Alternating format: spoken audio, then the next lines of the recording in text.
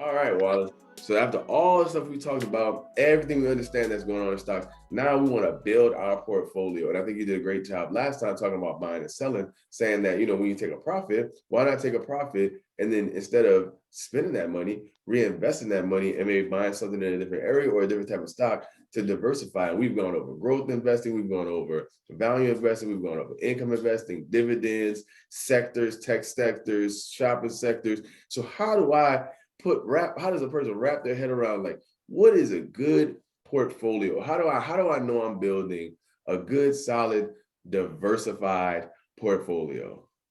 Uh, I one of the mystery things, for stock investors, especially the novice ones. So a lot of people would go in and buy all tech. They got Facebook, Amazon, Microsoft, Mm. all in the Tesla, all in the same portfolio. So those things a lot of times go up at the same time and they go down at the same time, right? So that you don't want. The old saying, you don't want to have all your eggs in one basket. So and again, you starting off small. So you buy, let's say you buy a retailer, right? So you come in, you buy a Target, like we talked about earlier, Sure. right?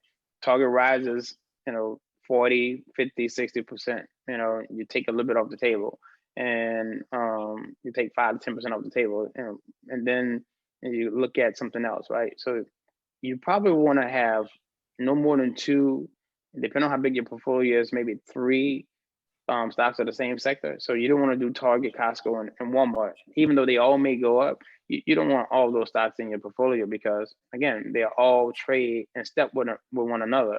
So when they go up, a lot of times they'll go up together. One may go up faster than the other, but they will go up together.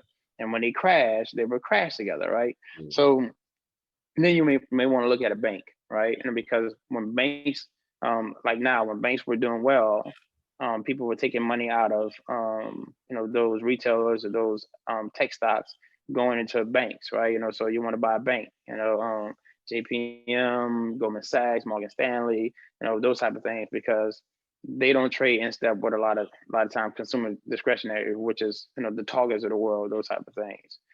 Same thing applies, right? Goes up, you want to take some money off the table, or you come into some more money, you can buy something else, right? Then you want to look at some treasury bonds, those type of things. Those are always good to have because the bond market moves at a steady rate, and a lot of times it outperforms the stock market a lot of times, so that can give you some really, really, really good consistent returns. It may not be as much as certain times stock market all the time, but it'll balance your portfolio out, especially during downturns. Then you want to look at something that's going to pay you a good dividend, right? We talked about bonds, but you look at the value plays, the Microsofts of the world. Mhm. We looked at Caterpillar, the stuff that's going to give you, from what I told you, from a 2.5 to about 3.5, 4% um, dividend, right? You want to get something that's going to give you a good return on a quarterly basis, annual basis. So, it can add to your portfolio when the market is adding pressure. You're going to have some extra income coming in because of dividends. So that's how you want to pay your stuff up. You don't want to have all your eggs in one basket. Sure. One, two, maybe three, depending on how big your portfolio is in one sector. But and then when you do that, you want to do the best of breeds because over the long haul, it's going to do well. So when, like, in February, the consumer discretionaries and the tech stocks were going down because interest rates were rising. But you had the value stocks as Microsoft steady, and you're getting a steady dividend. You had the banks rising, right? So one part of your portfolio is falling, but the other part is holding it up.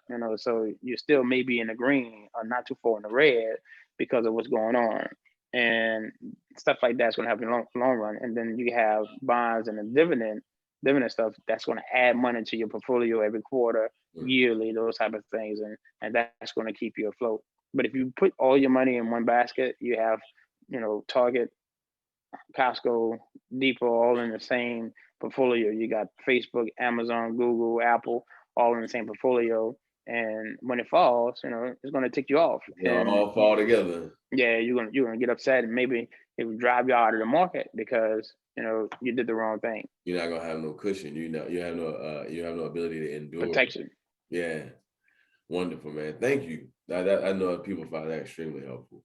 Diversified portfolio, spread your risk around. Yep. Love Spread, it.